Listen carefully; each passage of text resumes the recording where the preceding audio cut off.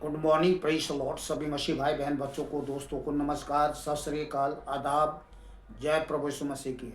कैसे हैं आप लोग? आशा करता हूँ खुश होंगे, आनंदित होंगे, सुरक्षित होंगे और भला चंगा होंगे। मैं भी खुश हूँ, आनंदित हूँ, सुरक्षित हूँ और भला चंगा हूँ। सब बातों के लिए पिता परमेश्वर को हृदय की सच्चाई से कोटि कोटि धन्यवाद करता हूँ, जिसने शुरू से लेकर के आज के दिन तक मुझे, आपको, हम सबको अपने बलवंत धर्मय दाहिने हाथों में लेकर के संभाला हुआ है और आत्मा प्राण देह से भला चंगा रखा है। आज का दिन, नया दिन, आशीष बड़ा दिन दिया, इसके लिए हृदय के सच्चाई से कोटि कोटि धन्यवाद। आज का वचन बहुत ही पावरफुल है। वचन में शुरू से लेकर के आखिरी तक बने रहें और भरपूरी से आशीष पाए और शेयर भी करें, ताकि और भाई बहन बच्चे लोगों को भी परमेश्वर का आशीष मिल सके। तो आज का जो टॉपिक है, परमेश्वर के स्वर्ग राज्य का मार्ग कठिन है। परमेश्वर के स्वर्ग राज्य का मार्ग कठिन है, जो जीवन को पहुंचाता है। कहाँ पहुंचाता है? जीवन को पहुंचाता है। कठिन तो है पर जीवन को पहुंचाता है। तो आज का टॉपिक यही है, परमेश्वर के स्वर्ग राज्य का मार्ग कठिन है, जो जीवन को पहुंचाता है। ये है आज का टॉपिक। तो चलिए शुरू करते हैं। मत्ती 7 अध्याय 13 और 14 आयत से। सकेत फाटक से प्रवेश करो, क्योंकि चौड़ा है वह फाटक और सरल है वह मार्ग जो विनाश को पहुंचाता है। माय गॉड, ये कितनी आंख खोल देने वाली बात है, दिमाग खोल देने वाली बात है, समझ को खोल देने वाली बात है। रिपीट कर रहा हूं, ध्यान से सुने। सकेत फाटक से प्रवेश करो, क्योंकि चौड़ा है वह फाटक और सरल है वह मार्ग जो विनाश को पहुंचाता है। सरल, आज लोग कौन सी मार्ग में चल रहे हैं? सरल मार्ग, बिल्कुल सरल, आसान। पर यहाँ क्या करता है? सकेत फाटक से प्रवेश करो। पर लोग क्या कर रहे हैं? सकेत से नहीं, चौड़े फाटक से, चौड़े मार्ग से लोग जो है प्रवेश कर रहे हैं, आगे बढ़ रहे हैं और वे नहीं जानते कि वो जा कहाँ रहे हैं। कहाँ जा रहे हैं? विनाश को पहुंचाता है, विनाश को। इसीलिए नीति वचन, इसमें नीति वचन में भी यही लिखा हुआ है। नीति वचन 14 अध्याय 12 आयत में, ऐसा मार्ग है जो मनुष्य को ठीक जान पड़ता है, परंतु उसके अंत में मृत्यु ही मिलती है। जो सरल मार्ग है वो कहाँ पहुंचाता है? विनाश को। अंत में उसे क्या मिलती है? मृत्यु मिलती है। आगे चलिए एक बार फिर से मैं रिपीट कर रहा हूँ। सकेत फाटक से प्रवेश करो, क्योंकि चौड़ा है वह फाटक और सरल है वह मार्ग जो विनाश को पहुंचाता है, और बहुत से हैं जो उससे प्रवेश करते हैं। बहुत से हैं जो उसी से प्रवेश करते हैं। कौन से? सरल मार्ग से। तो कहाँ जा रहे हैं लोग? सब विनाश में जा रहे हैं। पर परमेश्वर नहीं चाहता कि कोई विनाश में पहुंचे, किसी का जीवन नाश हो। आगे सुनिए ध्यान से। क्योंकि सकेत है वह फाटक और कठिन है वह मार्ग। क्योंकि सकेत है वह फाटक और कठिन है वह मार्ग जो जीवन को पहुंचाता है। तो मसीही जीवन जो है कठिन तो है, पर जीवन को पहुंचाता है। और थोड़े हैं जो उसे पाते हैं, थोड़े। क्योंकि सकेत है वह फाटक और कठिन है वह मार्ग जो जीवन को पहुंचाता है, और थोड़े हैं जो उसे पाते हैं। तो आज जितने भी संसार में जीवित सर्वशक्तिमान परमेश्वर पर विश्वास करते हैं, चाहे थोड़े ही सही, पर वे लोग कहाँ जा रहे हैं? जीवन की ओर, जीवन की मार्ग में। तभी तो प्रभु यीशु ने क्या कहा? मार्ग मैं हूँ। तो जीवन के मार्ग पे हैं हम सब, जीवन के मार्ग पे हैं जो जीवित अद्वित परमेश्वर पर विश्वास करते हैं। तो संसार में रहने वाले भाई बहन बच्चे लोग, आप लोग भी इधर उधर ना भटक करके सकरे चौड़े और सरल मार्ग की ओर न जाएं, क्योंकि वो विनाश को पहुंचाता है, मृत्यु को पहुंचाता है, अंत में उसे मृत्यु मिलती है। प्रभु के मार्ग पे चले, कठिन तो है पर यह जीवन को पहुंचाता है। चलिए दूसरा पॉइंट पे चलते हैं।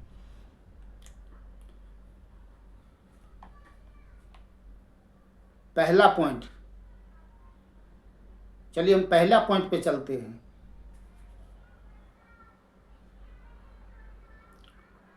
पहला जो है, कलेश के द्वारा।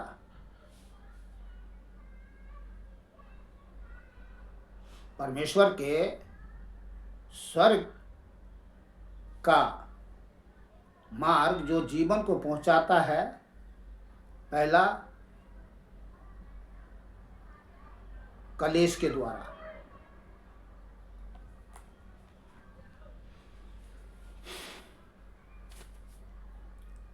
प्रेरितों के काम 14 अध्याय 22 आयत। पौलुस यहाँ लिखते हैं, और चेलों के मन को स्थिर करते रहे। पौलुस जितने प्रभु यीशु मसीह पर विश्वास करने वाले चेले थे, उनको स्थिर करते रहे और यह उपदेश देते थे कि विश्वास में बने रहो, और यह कहते थे हमें बड़े कलेश उठाकर परमेश्वर के राज में प्रवेश करना होगा। देखिए, समझ में आ गया होगा, नहीं आया फिर से रिपीट कर रहा हूँ। रिपीट इसलिए करता हूँ कि आदमी के दिमाग में ना आंधी तूफान की तरह, जलजला की तरह जो है ना विचारें आती रहती है। ऐसे करके लोग सुनते तो रहते हैं, पर ध्यान क्षणिक क्षणिक भर में भटकते रहते हैं। इसलिए मैं बार बार रिपीट करता, ताकि आपको समझ में आ जाए, मिसिंग ना हो। क्योंकि एक एक बातें जो है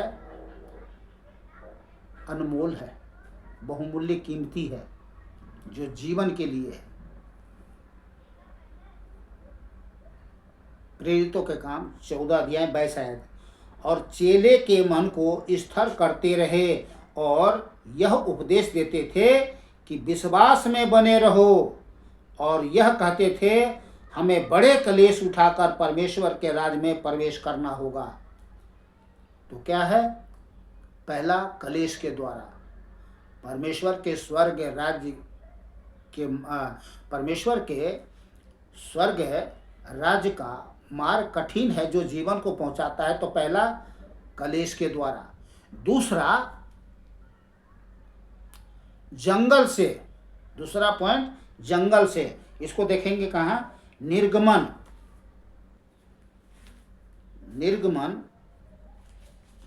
13 अध्याय 17 और 18 है। जब फिरौन ने लोगों को जाने की आज्ञा दे दी, तब यद्यपि पलिश्तियों के देश में होकर जो मार्ग जाता है वह छोटा था, तो भी परमेश्वर यह सोचकर उनको उस मार्ग से नहीं ले गया कि कहीं ऐसा न हो कि जब ये लोग लड़ाई देखे तब पछताकर मिस्र को लौट जाए।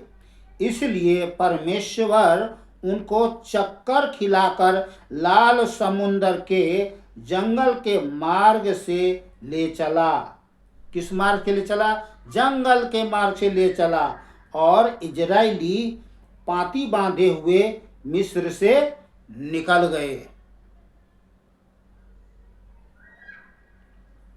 तीसरा पॉइंट,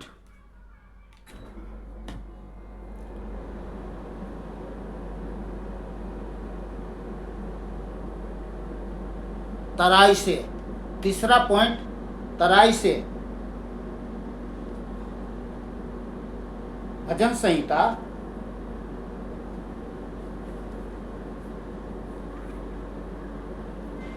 23 अध्याय 4 आयत।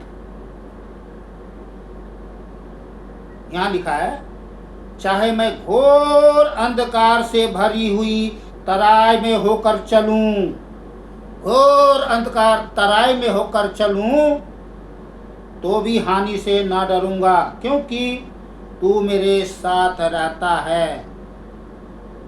तेरे सोटे और तेरी लाठी से मुझे शांति मिलती है। तो घोर अंधकार तराई से होकर हमें गुजरना पड़ता है, चलना पड़ता है। स्वर्ग राज्य के मार्ग में कठिन तो है, परंतु स्वर्ग को पहुंचाता है। और पहला नंबर 1 कलेश के द्वारा, दूसरा जंगल से होकर, जंगल से, तीसरा तराई से होकर,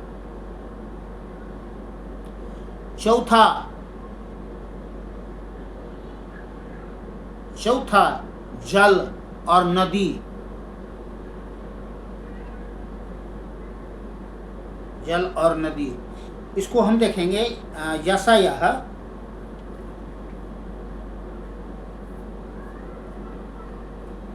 4 जल और नदी। यशायाह 43 अध्याय 43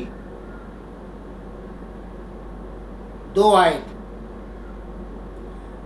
जब तू जल में होकर जाए, मैं तेरे संग रहूंगा, और जब तू नदियों में होकर चले, तब वे तुझे डुबा न सकेगी। बस यहीं रुकता हूँ, फिर इसमें आएंगे हम बाद में। तो हम देखते हैं पहला, जब तू जल में होकर जाए, मैं तेरे संग रहूंगा। ये कौन कह रहे हैं? सर्वशक्तिमान परमेश्वर यीशु कह रहे हैं। और जब तू नदियों में होकर चले, तब वे तुझे डुबा न सकेगी।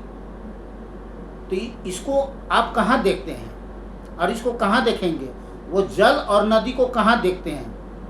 चलिए हम देखते हैं फिर से। अभी को आपको निर्गमन ले चलते हैं 14 अध्याय 1 से 31 आयत में, तो आपको समझ में आएगा जो यहाँ लिखा हुआ यशायाह में, यशायाह 43 का 2 में, वो यहाँ पर आपको मिलता है।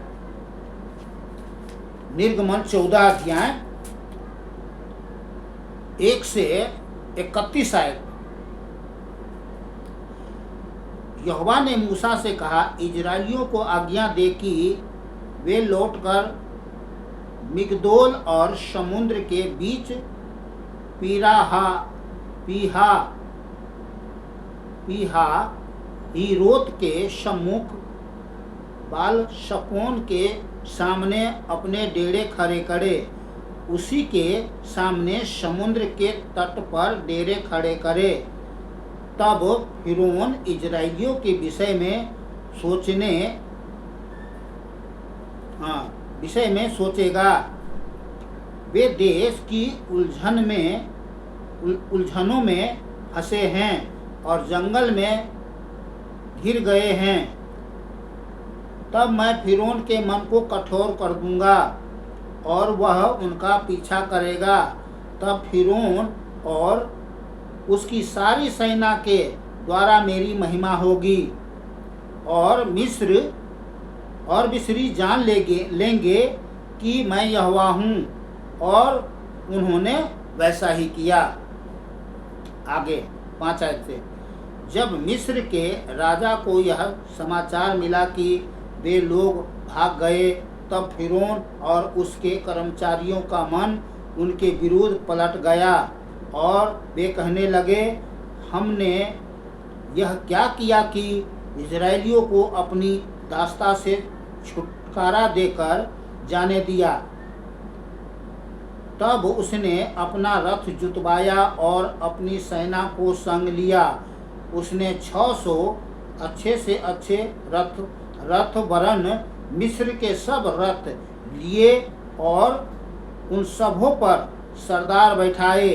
और यहोवा ने मिस्र के राजा फिरौन के मन को कठोर कर दिया, इसलिए उसने इजरायलियों का पीछा किया। परंतु इजरायली बेखटके निकले चले जाते थे।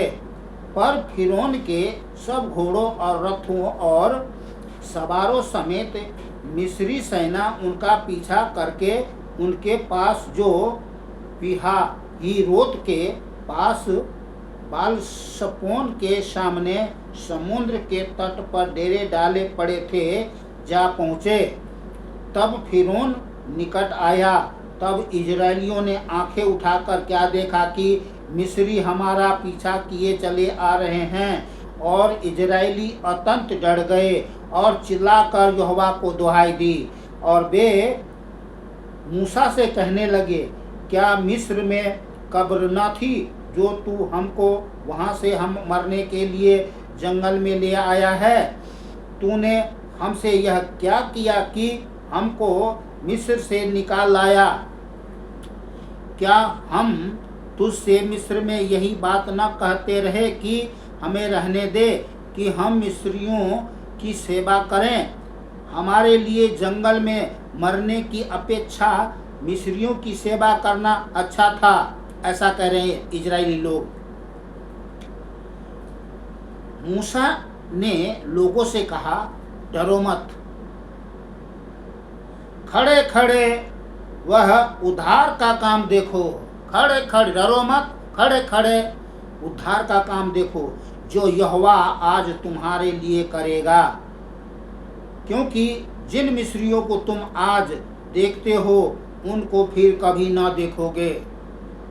देखिए, मूसा पहले जान गया, क्योंकि आत्मा से भरे हुए लोग था वो, आत्मा से, परमेश्वर की आत्मा से भरा हुआ लोग था, शक्तिशाली लोग था मूसा। तो जान पाया कि आज कुछ जो होने वाला है वो अद्भुत होने वाला है, बड़ा चमत्कार होने वाला है, ताकि आने वाले समय में जब तक आकाश पृथ्वी बने रहेंगे लोग सुनेंगे, जानेंगे कि यहोवा सर्वसामर्थी सर्वशक्तिमान परमेश्वर, आश्चर्य कर्म करने वाला परमेश्वर है। फिर यहोवा आप ही तुम्हारे लिए लड़ेगा, इसलिए तुम चुपचाप रहो, मूसा ने इजरायलियों को कहा। तब यहोवा ने मूसा से कहा, तू क्यों मेरी दुहाई दे रहा है? इजरायलियों को आज्ञा दे कि यहाँ से कूच करे, और तू अपनी लाठी उठाकर अपना हाथ समुद्र के ऊपर बढ़ा और वह दो भाग हो जाएगा। ये प्रभु सर्वशक्तिमान परमेश्वर यीशु ने कहा, या यहोवा ने कहा, एक ही बात है। तब इजरायली समुद्र के बीच होकर स्थल ही स्थल पर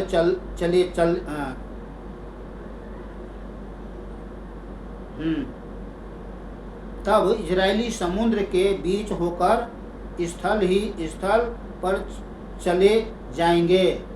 और सुन, मैं आप मिस्रियों के मन को कठोर करता हूँ और वे वहाँ भी उनका पीछा करेंगे। ये प्रभु सर्वशक्तिमान परमेश्वर कह रहे हैं, यीशु कह रहे हैं।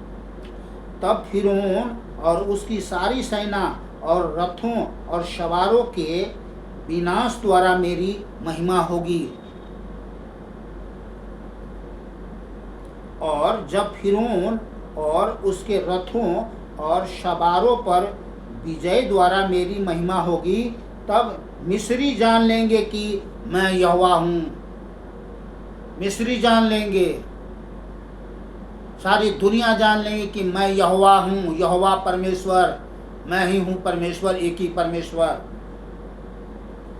आगे 19 आयत से, तब परमेश्वर का दूत जो इजरायली सेना के आगे आगे चला करता था जाकर उनके पीछे हो गया, और बादल का खंभा उनके आगे से हटकर उनके पीछे जा ठहरा। इस प्रकार वह मिस्रियों की सेना और इजरायलियों की सेना के बीच में आ गया, और बादल और अंधकार तो था तो भी रात को उन्हें प्रकाश मिलता रहा और वे रात भर एक दूसरे के पास न आए। तब मूसा ने अपना हाथ समुद्र के ऊपर बढ़ाया और यहोवा ने रात भर प्रचंड पुरवाई चलाई और समुद्र को दो भाग करके जल ऐसा हटा दिया जिससे उसके बीच सूखी भूमि हो गई। देखिए कितना बड़ा चमत्कार है, समुद्र के बीच में रास्ते बन गए। एक तरफ समुद्र का जल यूं थम गया, दूसरे तरफ का समुद्र यूं थम गया, यानी बीच में एकदम रास्ता हो गया और सारे इजरायली जा रहे हैं बीचों बीच।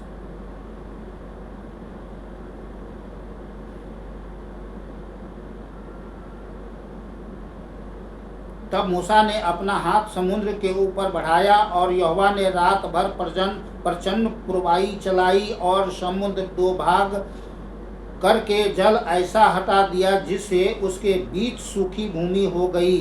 तब इजरायली समुद्र के बीच स्थल पर होकर चले और जल उनकी दाहिनी और बाईं ओर दीवार का काम देता था।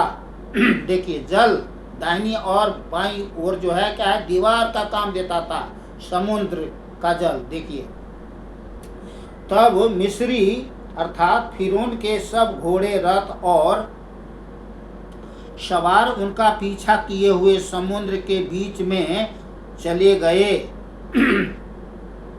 और रात के अंतिम पहर में यहोवा ने बादल और आग के खंभे में से मिस्रियों की सेना पर दृष्टि करके उन्हें घबरा दिया और उसने उनके रथ के पहियों को निकाल डाला जिससे उनका चलना कठिन हो गया। किसने निकाल डाला? प्रभु परमेश्वर यीशु ने। तो उनका चलना कठिन हो गया। तब मिस्री आपस में कहने लगे, आओ हम इजराइलियों के सामने से भागे, क्योंकि यहोवा उनकी ओर से मिस्रियों के विरुद्ध युद्ध कर रहा है। वे लोग जान कर रहे कि अरे भागो भाई भागो, अरे भागो भाई भागो। क्यों भागो? सब पूछने लगे क्यों भागे? कह रहा इजराइलियों की पक्ष में यहोवा लड़ रहा है, सर्वशक्तिमान परमेश्वर लड़ रहा है, भागो, अब बचने का कोई चांस नहीं है। और ऐसा ही हुआ। फिर यहोवा ने मूसा से कहा, अपना हाथ समुद्र के ऊपर बढ़ा कि जल मिस्रियों और उनके रथों और सवारों पर फिर बहने लगे। तब मूसा ने अपना हाथ समुद्र के ऊपर बढ़ाया और भोर होते होते क्या हुआ कि समुद्र फिर ज्यों का त्यों हो गया और मिस्री उल्टे भागने लगे।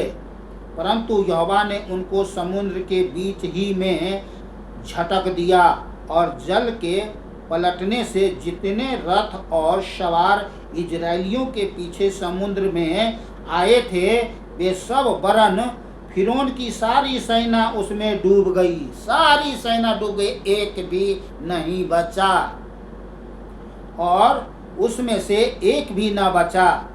परंतु इजरायली समुद्र के बीच स्थल पर होकर चले गए और जल उनकी दाहिनी और बाईं दोनों ओर दीवार का काम देता था। इस प्रकार यहोवा ने उस दिन इजरायलियों को मिस्रियों के बस से छुड़ाकर और इजरायलियों ने मिस्रियों को समुद्र के तट पर मरे हुए देखा और यहोवा ने मिस्रियों पर जो अपना पराक्रम दिखलाया था उसको देखकर इजरायलियों ने यहोवा का भय माना और यहोवा पर और उसके दास मूसा पर भी विश्वास किया। नहीं तो पहले बहुत कुड़कुड़ा रहे थे इजरायली लोग, क्योंकि वे गुलामी थे, मिस्रियों की गुलामी थे। बहुत बड़ी दुख के साथ गुलामी में कैसी जिंदगी होती है। अरे भाई उन लोगों के पास घर भी नहीं था, बाहर ही रहते थे। और आधे पेट भोजन देता था, ताकि ये कहीं हष्ट-पुष्ट न हो जाए, हमसे युद्ध न करे। बड़ी कठिन जीवन जी रहे थे। परमेश्वर की दया अनुग्रह हुई, जो उसको मिस्र से उसको निकाल ले आया इजराइलियों का। आज इजराइल देख रहे हैं, इजराइल देश कितना शक्तिशाली है। ये परमेश्वर का अनुग्रह, दया है।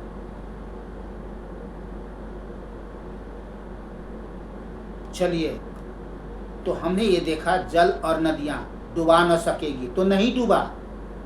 यशायाह 43 का, फिर उसमें हम चलते हैं। यशायाह 43 का 2 आयत में, जब तू जल में होकर जाए मैं तेरे संग रहूंगा, और जब तू नदियों में होकर चले तब वे तुझे डुबा न सकी। तो क्या डूब गए इजरायली लोग? नहीं डूबे।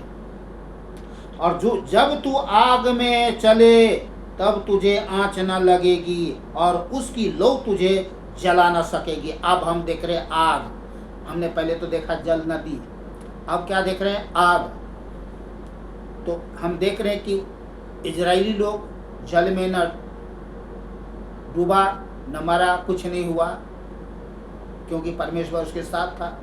ऐसे ही हमारे साथ भी, हम सब के साथ भी परमेश्वर आज हम सब के साथ है। अब देखते हैं दूसरी बात।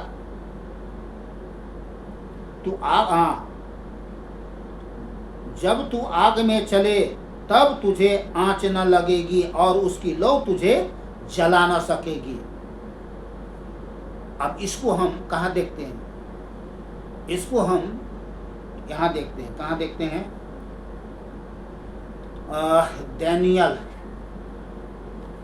दानियल में देखते हैं हम। दानियल की पुस्तक में हम इसको देखते हैं। कहाँ गए जी? ये रहा दानियल 3 अध्याय। दानियल 3 अध्याय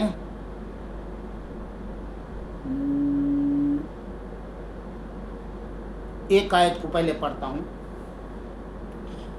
नबूकदनेस्सर राजा ने सोने की एक मूरत बनवाई, जिसकी ऊंचाई 60 हाथ और चौड़ाई 6 हाथ की थी। उसने उसको बेबीलोन के प्रांत के दूरा नामक मैदान में खड़ा कराया। इसको आप पूरा पढ़ लीजिएगा। दानियल 3 अध्याय पूरा आप पढ़ लीजिएगा। मैं आपको संक्षेप में पढ़ के सुना दे रहा हूँ। तो 3 का 1 आयत पढ़ा, और 8 से 30 आयत तक मैं आपको सुनाता हूँ। 8 से 30 आयत तक। उसी समय कई एक कसदी पुरुष राजा के पास गए और कपट से यहूदियों की चुगली खाई। वे नबूकदनेस्सर राजा से कहने लगे, हे राजा, तू चिरंजीव रहे। हे राजा, तूने तो यह आज्ञा दी है कि जो मनुष्य नरसिंगे, बांसुरी, बीना, सारंगी, सितार, शहनाई आदि सब प्रकार के बाजों का शब्द सुने, वह गिरकर उस सोने की मूरत को दंडवत करे, और जो कोई गिरकर दंडवत न करे वह धधकते हुए भट्ठे के बीच में डाल दिया जाए। देख, सद्रक, मेशक और अबेदनगो नामक कुछ यहूदी पुरुष है, जिन्हें तू ने बेबीलोन के प्रांत के कार्य के ऊपर नियुक्त किया है। उन पुरुषों ने, हे राजा, तेरी आज्ञा की कुछ चिंता नहीं की। वे तेरे देवता की उपासना नहीं करते, और जो सोने की मूरत तूने खड़ी कराई है उसको दंडवत नहीं करते। ये चुगली कर रहा है राजा से, नबूकदनेस्सर राजा से। तब नबूकदनेस्सर राजा ने रोष और जलजलाहट में आकर आज्ञा दी कि सद्रक, मेशक और अबेदनगो को लाओ। तब वे पुरुष राजा के सामने हाजिर किए गए। नबूकदनेस्सर ने उनसे पूछा, हे सद्रक, मेशक और अबेदनगो, तुम लोग जो मेरे देवता की उपासना नहीं करते और मेरी खड़ी कराई हुई सोने की मूरत को दंडवत नहीं करते, तो क्या तुम जानबूझकर ऐसा करते हो? यदि तुम अभी तैयार हो कि जब वह नरसिंगे, बांसुरी, बीना, सारंगी, सितार, शहनाई आदि सब प्रकार के बाजों का सब सुनो और उसी क्षण गिरकर मेरी बनाई हुई मूरत को दंडवत करो तो बचोगे, और यदि तुम दंडवत न करो तो इसी घड़ी धड़कते हुए भट्ठे के बीच में डाल दिए जाओगे। फिर ऐसा कौन देखता है जो तुझको मेरे हाथ से छुड़ा सके। ये शद्रक, मेशक, अबेदनगो को ये नबूकदनेस्सर कह रहा है, धमकी दे रहा है, करोगे कि नहीं तो धड़कते भट्टे में तुझे डाल दिया जाएगा, मर जाओगे। देखिए, मूरत को दंडवत करने के लिए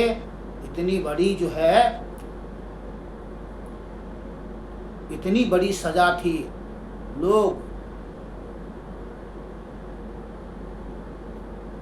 जो लोग जीवित सर्वशक्तिमान परमेश्वर की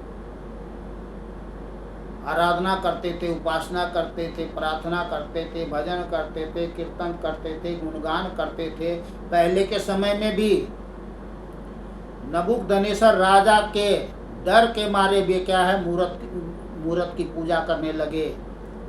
समझ रहे हैं? उसी समय से पीढ़ी दर पीढ़ी लोग जो है आज क्या है, सोने की मूरत की पूजा करते हैं लोग। क्या जानकर? देवता जानकर के या ईश्वर जान के। अरे भाई, सोना तो एक धातु है, कोई ईश्वर थोड़ी है। लेकिन शद्रक, मेशक, अबेदनगो ने क्या किया, आगे चलते हैं। देखिए, शद्रक, मेशक और अबेदनगो ने राजा से कहा, नबूकदनेस्सर राजा से कहा, सुनिए, हे नबूकदनेस्सर, इस विषय में मुझे उत्तर देने का हमें कुछ प्रयोजन नहीं जान पड़ता। हमारा परमेश्वर जिसकी हम उपासना करते हैं वह हमको उस धधकते हुए भट्ठे की आग से बचाने की शक्ति रखता है। वरन हे राजा, अब हमें तेरे हाथ से भी छुड़ा सकता है, परंतु यदि नहीं तो हे राजा, तुझे मालूम हो कि हम लोग तेरे देवता की उपासना नहीं करेंगे, जो तुमने सोने की मूरत खड़ी कढ़ाई है उसकी उपासना नहीं करेंगे, और न तेरी खड़ी कराई हुई सोने की मूरत को दंडवत करेंगे। शद्रक, मेशक, अबेदनगो पूरे अटूट विश्वास में जीवन जीता था, परमेश्वर पर निर्भर रहकर, इसलिए वो बहुत परिपक्व था, डरता नहीं था। आगे क्या हुआ 19 आयत से, तब नबूकदनेस्सर झुंझला उठा। समझ रहे कितना क्रोधित हो गया। झुंझला उठा और उसके चेहरे का रंग शद्रक, मेशक और अबेदनगो के प्रति बदल गया। जबकि पहले क्या है, शद्रक, मेशक, अबेदनगो को क्या है, बहुत प्यार करता था। अरे, राज्य पर उसने बहुत अधिकारी ठहरा रखा था उसने, नबूकदनेस्सर राजा ने। तो बदल गया। उसने आज्ञा दी कि भट्ठे को 7 गुना अधिक धधका दो। उसका जीवन तो खुद ही धधक गया था आग से। ये बातें सुनकर कि हम ये उपासना नहीं करेंगे, तो उसका जीवन में खुद ही आग लग गया था। तो कह रहा 7 गुना और आग लगा दो, इसमें धधका दो। फिर अपनी सेना में के कई एक बलवान पुरुषों को उसने आज्ञा दी कि शद्रक, मेशक और अबेदनगो को बांधकर उन्हें धधकते हुए भट्टी में डाल दो। एकदम क्रोध में करा, इन तीनों को उठाओ और भट्टी में डाल दो। तब वे पुरुष अपने मौजों, अंगरखों और बागों और अन्य वस्त्रों सहित बांधकर उस धधकते हुए भट्टे में डाल दिए गए। तीनों को डाल दिया गया। वह भट्ठा तो राजा की दृढ़ आज्ञा होने के कारण अत्यंत धधकाया गया था। इस कारण जिन पुरुषों ने शद्रक, मेशक और अबेदनगो को उठाया वे ही आग की आंच से जल मरे। इतना धधका हुआ था कि तीनों को जो उठा के आग में डाला वो तीनों मर गया, उसी समय मर गया। इतनी ज्वालामय आग था वहाँ। तो जल मरे, और उसी धधकते हुए भट्ठे के बीच ये तीनों पुरुष शद्रक, मेशक और अबेदनगो को बंधे हुए फेंक दिए गए। तब नबूकदनेस्सर राजा अचंभित हुए और घबरा कर उठ खड़ा हुआ। इन तीनों को डाल दिया तो अचानक से कुछ वहां पे आश्चर्य काम देख रहा है, बहुत अद्भुत बातें देख रही है। तब नबूकदनेस्सर राजा अचंभित हुआ और घबरा कर उठ खड़ा हुआ और अपने मंत्रियों से पूछने लगा। क्या पूछने लगा? क्या हमने उस आग के बीच 3 ही पुरुष बंधे हुए नहीं डलवाए थे? उन्होंने राजा को उत्तर दिया, हाँ राजा, सच बात है। फिर उसने कहा, अब मैं देखता हूं कि 4 पुरुष आग के बीच खुले हुए टहल रहे हैं। अरे हमने तो डलवाए 3, ये 4 पुरुष वहां उसमें टहल रहे हैं। वो सोच रहा है कि मेरा दिमाग तो नहीं खराब हो गया, मेरा दिमाग में कोई चक्कर तो नहीं आ गया। कई बार होते हैं ना, चक्कर लेते हैं तो 2 की जगह 3 दिखाई देते हैं, है नहीं? तो कह रहा कि भाई ये बात तो सही है कि आपने 3 ही डलवाए। तो तब राजा कह रहे नबूकदनेस्सर, नहीं भाई, इसमें तो मुझे 4 चलते हुए दिखाई दे रहे हैं और उनको कुछ भी हानि नहीं पहुंची। और चौथे पुरुष का स्वरूप ईश्वर के पुत्र के सदृश है। अब जो चौथे पुरुष दिख रहा है ईश्वर पुत्र के सदृश है। कह रहे भाई इसमें तो कोई ईश्वर की उपस्थिति है। वो 3 पुरुष तो है ही, चल ही रहे हैं। एक साथ में और है जो ईश्वर के स्वरूप, पुत्र के स्वरूप है, ये ईश्वर है। अब देख रहा है, बार बार देख रहा है, मुंह बाबा के देख रहा है, झांक झांक के देख रहा है, घबरा घबरा के देख रहा है। आगे 26 आए थे। फिर नबूकदनेस्सर उस धधकते हुए भट्टे के द्वार के पास जाकर कहने लगा, उसको डाउट हो रहा था ये मैं कुछ सपना देख रहा हूँ, ये क्या है? तो वहां जाके वो कहने लगा, हे सद्रक, मेशक और अबेदनगो, हे परम प्रधान के दासों, निकल कर यहाँ आओ। वो जान गया कि परम प्रधान परमेश्वर आग में इनके साथ खड़ा है, तभी ये यहाँ पर ऐसा कर रहा है। हे परम परमेश्वर के दासों, निकल यहाँ आओ। यह सुनकर सद्रक, मेशक और अबेदनगो आग के बीच से निकल आए।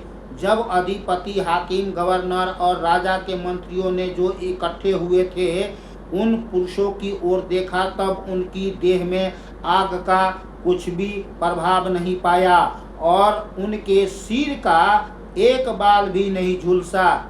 न उसके मोजे न कुछ बिगड़े, न उनमें जलने की कुछ गंध पाई गई। नबूकदनेस्सर कहने लगा, धन्य है सद्रक, मेशक और अबेदनगो का परमेश्वर, जिसने अपना दूत भेजकर अपने इन दासों को इसलिए बचाया क्योंकि उन्होंने राजा की आज्ञा न मानकर तुझी पर भरोसा रखा और यह सोचकर अपना शरीर भी अर्पण किया कि हम अपने परमेश्वर को छोड़ और किसी देवता की उपासना या दंडवत न करेंगे।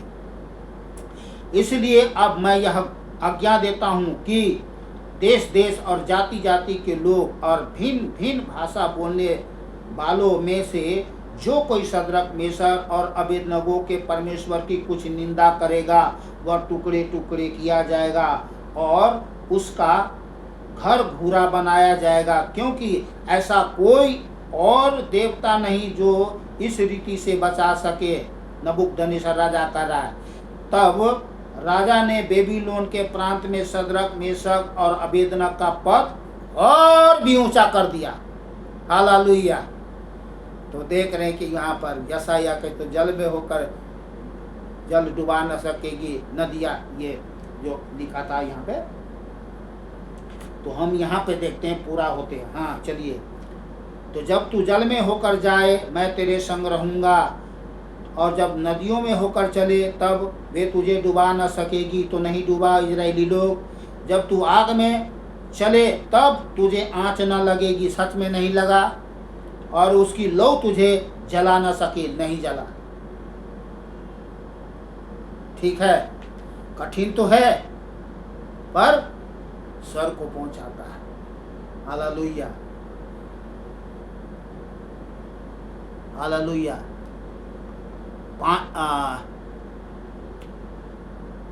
भजन 66 अध्याय, बस रह गया 2 आए तो बस। भजन 66 अध्याय, भजन 66 अध्याय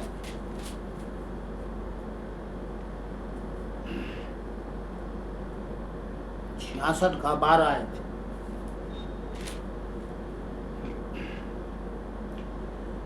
तूने घुड़ चढ़ो को हमारे सिरों के ऊपर से चलाया, हम आग और जल से होकर गए, परंतु तूने हमको उबार के सुख से भर दिया है।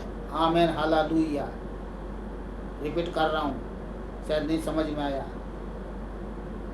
तूने घुड़ चढ़ो को हमारे सिरों के ऊपर से चलाया, हम आग और जल से होकर गए, तो गए नहीं गए, परंतु तूने हमको उबार के सुख से भर दिया है। आमीन, हालेलुया। सुख से भर दिया है। बड़ी कष्ट से तो गुजरा, कष्ट तो हुई, पर क्या है, सुख से भर दिया है। भजन संहिता 71 अध्याय 19 से 24, 71 अध्याय 19 से 24 आए। ध्यान से सुने, लास्ट वचन है। हे परमेश्वर, तेरा धर्म अति महान है, तू जिसने महाकार्य किए हैं, किए कि नहीं किए, किए। हे परमेश्वर, तेरे तुल्य कौन है, कोई नहीं है। तूने तो हमको बहुत से कठिन कष्ट दिए, तूने तो हमको बहुत से कठिन कष्ट दिए हैं, परंतु अब तू फिर से हमको जिलाएगा और पृथ्वी के गहरे गड्ढे में से उबार लेगा। तू मेरे सम्मान को बढ़ाएगा और फिर कर मुझे शांति देगा। हे मेरे परमेश्वर, मैं भी तेरी सच्चाई का धन्यवाद सारंगी बजा कर गाऊंगा। हे इज़राइल के पवित्र, मैं बीना बजा कर तेरा भजन गाऊंगा। जब मैं तेरा भजन गाऊंगा, तब अपने मुंह से और अपने प्राण से भी जो तूने बचा लिया है जय जयकार करूंगा। मैं तेरे धर्म की चर्चा दिन भर करता रहूंगा, क्योंकि जो मेरी हानि के अभिलाषी थे उनकी आशा टूट गई और मुंह काले हो गए। आमीन। तो ये था आज का वचन, जो हमारे दिल को, दिमाग को, आँख को, कान को, जबान को सब खोलता है कि यीशु भला परमेश्वर है, यहोवा भला परमेश्वर है। वो हमेशा अपने लोगों को साथ रहता है, कठिन मार्ग में तो होकर चलाता है, पर हमें जीवित रखता है, जिंदा रखता है। परमेश्वर हमारे कठिन मार्ग में अपनी महिमा को प्रकट करता है। तो मसीह जीवन कठिन है, मार सकरा है, पर चलिए मैं रिपीट कर देता हूँ, परमेश्वर के स्वर्ग राज्य का मार्ग कठिन है जो जीवन को पहुंचाता है। तो बस कठिन तो है, पर क्या है, जीवन को पहुंचाता है। तो आज के टॉपिक से आप लोगों ने बहुत कुछ सीखा होगा। हम बहुत कुछ और भी ज़्यादा समझा सकते थे, वचन ज़्यादा था, पर परमेश्वर के लोगों ने समझ गए। और भी ज़्यादा समझेंगे आप घर में पढ़ करके। और बाकी जो संसार के भाई बहन, बच्चे लोग, दोस्त मित्र लोग हैं, उनको भी सब बातें समझ में आ गया होगा, क्योंकि और भी अगर हम ज़्यादा गहराई में जाएंगे तो उनको ज़्यादा समझ में नहीं आएगा। इसलिए जो भी हमने संक्षेप में सुनाया है, समझाया है, बताया है, सब ने समझ लिया। तो तो आज के वचन के लिए पिता परमेश्वर को कोटि कोटि धन्यवाद। मिलते हैं फिर कल दूसरे वीडियो में परमेश्वर के वचन के साथ, परमेश्वर के साथ। आप लोग खुश रहे, आनंदित रहे, सुरक्षित रहे, भला चंगा रहे। परमेश्वर की दया कृपा अनुग्रह करना और भलाई हमेशा आप सबके जीवन में होता रहे, प्रभु यीशु के नाम से आमीन। सभी भाई बहन बच्चों को, दोस्तों को नमस्कार, सत श्री अकाल, आदाब। जय प्रभु यीशु मसीह की। बोलिए जय प्रभु यीशु मसीह की।